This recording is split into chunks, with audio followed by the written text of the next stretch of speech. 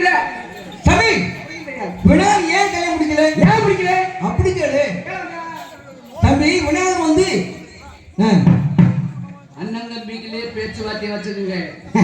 அந்தைங்க இழுத்து வச்சு நிறைய பிடிக்கும். உனக்கு பயப்படுறாடா பயப்படுறா. நான் எப்படி அதோட தெரியுமாடி? நான் கோத்தாலவே போட்டேன். ஆபத்துக்கு ஆபத்துக்கு போட்டேன் நானு.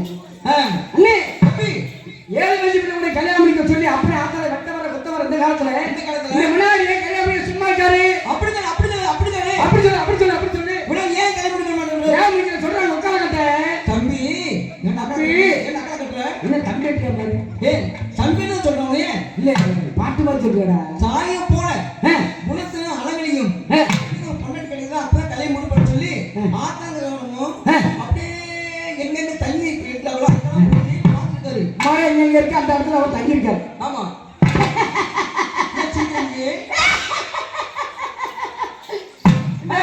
இந்த 2 முண்டைகளுக்கு தெரியல. அவரை பார்த்து தேவோ முன்னோ யாரை பண்ணி இருக்காரு. இந்த 2 முண்டைகளுக்கு தெரியல. ஏய் உனக்கு புரியல? ஹலோ ஆமா 2 பேருமே ஆம்பளைங்க. ஆனா உன்னைய சொல்லி ஏத்துக்குருவோம். நீங்களாம் எங்க கிட்ட ஓசில மைய வாங்கி மீச போட்டு வந்த பொண்டுகளாகி அவங்கள போய் பொண்டு கேட்குற. ஓசி வாங்கி ஊரை நல்லா தெரியும். அந்த குடுக்கிற வந்து கெட்டு போறேன். அவனா ஏன் கல்யாணம் பண்ணிக்க தெரியுமா? ஏன் முடிக்கல? அவர் 1901 வருஷத்துல ஒண்ணுமே இல்லையே. வருஷத்துல வேலை வேலை சூட்டை எழுதி அடிச்சு வந்தவனே 1 வருஷம் எந்த வருஷம் தெரியுமா?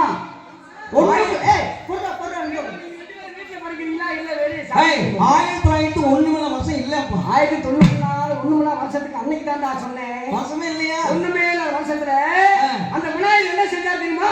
என்ன சொன்னாரு? உங்க அப்பா சத்தியமா நமக்கடா அது. சரி சக்கிலியம்மா உனக்கு முதல்ல சொல்றேன். 1901 வருஷத்துல சரி அந்த விநாயகர் வந்து குடும்ப கட்டுப்பாடு பண்ணிவிட்டாய். எங்க சாமியை தலைப்படுத்தி ஆம்பளை கல்யாணம் முடிச்சுட்டாங்கல்ல. ஏன் பாரு